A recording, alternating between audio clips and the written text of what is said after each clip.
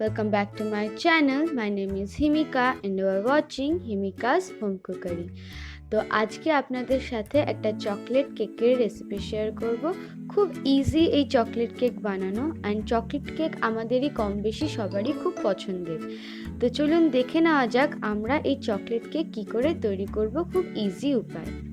Chocolate cake বানানোর জন্য সবার প্রথমে আমি নিয়েছি 1 কাপ মতো ময়দা। আমি ময়দাটাকে আগে চেলে নিয়েছি যাতে কোনো লাম্পস না থাকে বা দলা বা মন্ড না থাকে। এরপর নিয়েছি 1 কাপ মতো পাউডার সুগার। যে পরিমাণে আমি ময়দা নিয়েছি ঠিক সেই পরিমাণে আমি সুগার নিয়েছি। এবার দিচ্ছি 1 teaspoon baking powder, half teaspoon baking soda, 1/4 teaspoon salt. এবার দিয়ে দিচ্ছি 2 টেবিল স্পুন মতো চকলেট পাউডার।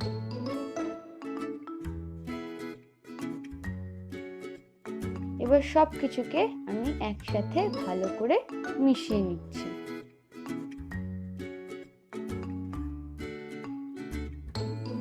ভালো করে মিশিয়ে নেওয়ার পরে আলাদা করে একটা গামলা নিচ্ছি। এখানে আমি 2টো ডিমের কুসুম নিয়েছি আর একটা গোটা ডিম নিয়েছি। এরপরে ডিমের কুসুম আর ডিমের সাদা অংশটা ইলেকট্রিক বিটার দিয়ে ভালো করে ফেটিয়ে নেব।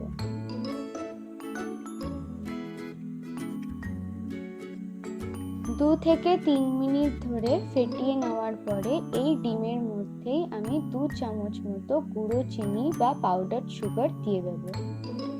চিনি যাতে ভালো করে ডিমের সাথে মিশে যায় তার জন্য আবার ভালো করে আমি ইলেকট্রিক বিটার দিয়ে বিট করে নিচ্ছি।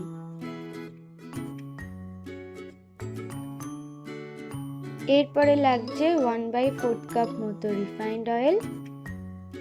ডিমের মধ্যে অল্প অল্প করে রিফাইন্ড অয়েল মিশিয়ে ভালো করে বিটার দিয়ে ফেটিয়ে নেব।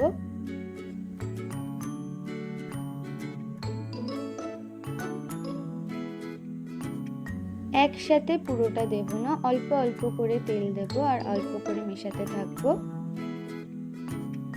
যতক্ষণ না ডিমের মিশ্রণটা ফুলে উঠছে ততক্ষণ বিট করতে থাকবো।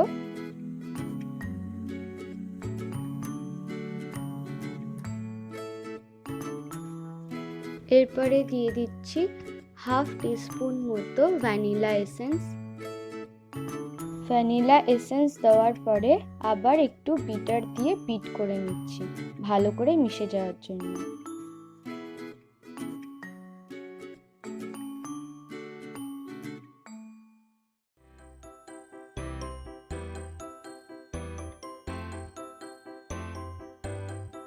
এরপরে কেক মিক্সটাকে ডিমের মধ্যে অল্প অল্প করে দিতে থাকবো আর মেশাতে থাকবো।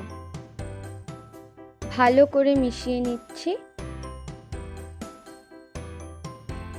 এবার একটু কেক মিক্স দিচ্ছি, আবার মিশিয়ে নিচ্ছি।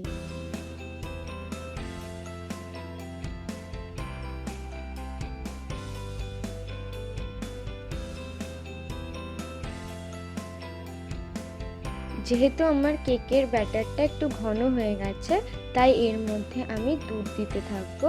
যখন দেখবে কেকের ব্যাটারটা ঘন বা মোটা হয়ে যাচ্ছে একটু, তখন ওর মধ্যে অল্প অল্প করে দুধ দিয়ে মেশাতে থাকবে। এই কেকটা তৈরি করার জন্য আমি 1 কাপ মতো উষ্ণ গরম দুধ নিয়েছি।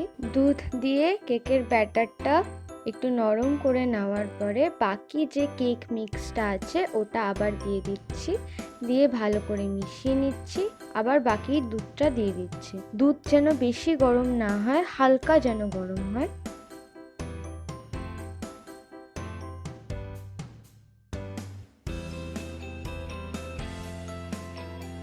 কেকের ব্যাটারটা তৈরি হয়ে গেছে।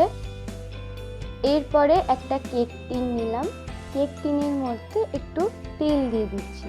তেল দিয়ে একটু ব্রাশ করে নিচ্ছি যাতে পুরো তেলটা টিনটার মধ্যে লেগে যায়। পুরো অয়েল ব্রাশ করে নেওয়ার পরে আমি একটা বাটার পেপার দিয়ে দিচ্ছি। বাটার পেপারটাকে গোল করে কেটে নিয়েছি, নিয়ে ওর উপরে একটু তেল দিয়ে দিয়েছি। তেল দিয়ে আবার একটু অয়েল ব্রাশ করে নিচ্ছি। অয়েল ব্রাশ করে নেওয়ার পরে তারপরে কেকের যে ব্যাটারটা আছে সেটা অল্প অল্প করে আস্তে আস্তে ঢেলে দিচ্ছি। পুরো কেকের ব্যাটারটা ঢেলে নেওয়ার পরে এরপরে কি করব, একটু ট্যাপ করে নেব। ট্যাপ করে নিচ্ছি তার কারণ হচ্ছে কেকের ব্যাটারের মধ্যে যদি কোনো লাম্পস থাকে বা এয়ার বাবলস থাকে সেটা যাতে মিশে যায়। এরপরে কাজু আর কিশমিশ ছড়িয়ে দিচ্ছি। আপনারা চাইলে অন্য কোনো ড্রাই ফ্রুটস বা ড্রাই নাটস আপনারা ব্যবহার করতে পারেন। কাজু আর কিশমিশ দিয়ে সাজিয়ে নেওয়ার পরে একটা কড়াই নিলাম, কড়াইটাকে মিডিয়াম হিটে রেখেছি। এরপরে এর মধ্যে কড়াইটার মধ্যে আমি একটা স্ট্যান্ড দিয়ে দিচ্ছি যেটার উপরে কেকটাকে বসাবো। এরপর ঢাকনা দিয়ে দেব। ঢাকনা দিয়ে মিডিয়াম হিটে 5 মিনিটের জন্য প্রিহিট করতে রেখে দিয়েছি। প্রিহিট হয়ে যাওয়ার পরে কেকটাকে বসিয়ে দিচ্ছি, বসিয়ে ঢাকনা দিয়ে দিচ্ছি। এরপরে ডেকোরেশনের জন্য আমি কিছু স্ট্রবেরিজ নিয়েছি। স্ট্রবেরিজগুলোকে আমি মাঝখান থেকে কেটে নেব, 2 টুকরো করে নেব। এটা সম্পূর্ণ অপশনাল, আপনারা চাইলে কেকটাকে সাজানোর জন্য অন্য কিছু ব্যবহার করতে পারেন। মাইক্রো ওভেনে কেক হতে 20 থেকে 25 মিনিট লাগে, কিন্তু যেহেতু আমি ইন্ডাকশনে কেকটা বানাচ্ছি তাই একটু সময় বেশি লাগবে। কেকটা তৈরি হতে 35 থেকে 40 মিনিট মতো সময় লেগেছে আমার। তো মাঝখানে আমি একবার চেক করে নিয়েছিলাম কেকটা হয়েছে কিনা। কেকটা হয়েছে কিনা সেটা দেখার জন্য আপনারা ছুরি বা কোনো উডেন স্কিউয়ার নিয়ে একবার গেঁথে দেখবেন। এখানে আমার কেকটা রেডি হয়ে গেছে।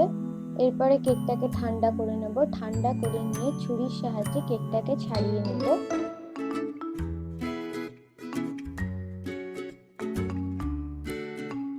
কেক টিনের উপরে একটা প্লেট বসিয়ে কেক টিনটাকে উল্টে দেব কেকটাকে বের করে নেওয়ার জন্য। এরপরে যে বাটার পেপারটা আমি দিয়েছিলাম সেই বাটার পেপারটাকেও সরিয়ে নিচ্ছি। এরপরে কেকটাকে আগে কেটে রাখা স্ট্রবেরিজ আর কাজু বাদাম দিয়ে সাজিয়ে নিলাম।